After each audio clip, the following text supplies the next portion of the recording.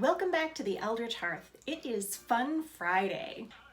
Every Halloween season, my boyfriend and I watch a whole series of horror movies, usually ones that we haven't seen before because I am a huge fan of the genre. I actually started with Psycho Gorman, which was a fantastic film last month. Someone suggested that I try Killer Klowns from Outer Space, and shockingly, I'd never seen that one before. So to explain this movie, imagine a 6-year-old went to the circus with his mom and dad and they just bought him every kind of junk food and candy they possibly could.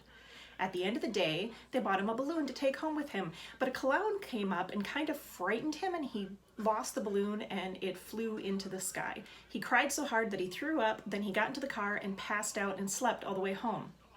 This movie is the dream that came from that. So Dave and Debbie are making out and they see a meteorite land near their town, so they go out to investigate it, and it turns out that killer clowns from outer space have actually landed near their town and are going and killing people, and nobody believes it because they're clowns. Debbie's former boyfriend, Mike, is a cop, and at first he doesn't believe them either, but eventually he does, and the three of them go on to have to figure out how to thwart these clowns before they kill everybody. Now let me say, the entire budget for this movie was clearly not spent on the actors or the sets. It was all spent on the clowns because they are terrifying. The makeup and the effects on them are scary as hell. I did not know that I needed malevolent popcorn and cotton candy cocoons in my life, but I did.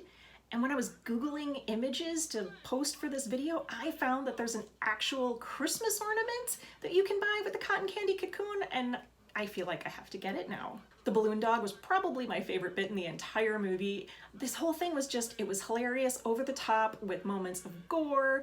I loved it. I will admit, I'm a huge fan of Troll 2. Gotta be one of my top 20 movies of all time. I love that kind of ridiculousness.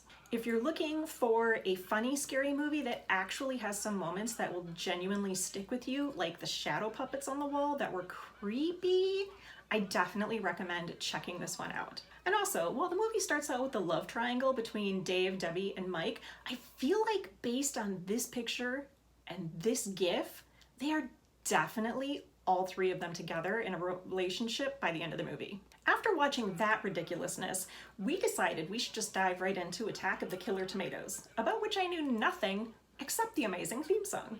And I'm kind of mad at the whole world about this one. Why did nobody tell me how amazing this movie is? It clearly has a lot in common with the movie Airplane, which has a lot of fans and is clearly still talked about, but this one doesn't get any love. They're in the same genre.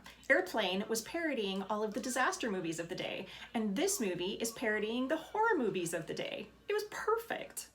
A lot of the jokes are in the same vein, and they really stand up. I mean, yeah, there's sexism and stuff. But at the same time, just like Mel Brooks was mocking all of that stuff in his movie Blazing Saddles, they are making fun of those cliches and tropes. And some of the political jokes really stand up, like the Russian athlete being on steroids, and like a Senate committee that investigates and decides to do absolutely nothing. So anyway, tomatoes decide to start killing everybody in the world, and of course the government has to intercede, and they decide to find a group of individuals who will be able to figure out the problem and stop it at its source. They have a ragtag group of people, including this weird Air Force pilot dude, and this guy who is apparently a spy who can infiltrate any group because he is the master of disguise. He even infiltrates the tomatoes until he makes the fatal mistake of asking for ketchup. Plus, this movie is a musical. There are full-on songs with choreography. So if you have any movies that you love like this that are so bad they're good, not straight up bad like Paranormal Activity Ghost Dimension, that's just bad. I mean so bad they're good, please comment below. I want to see them. These types of movies just bring me great joy. So I hope you enjoyed Fun Friday. On Tuesday, we will be back with True Crime Tuesday, and I will have another case for you. And Alphonse the Llama and I hope that you do attend.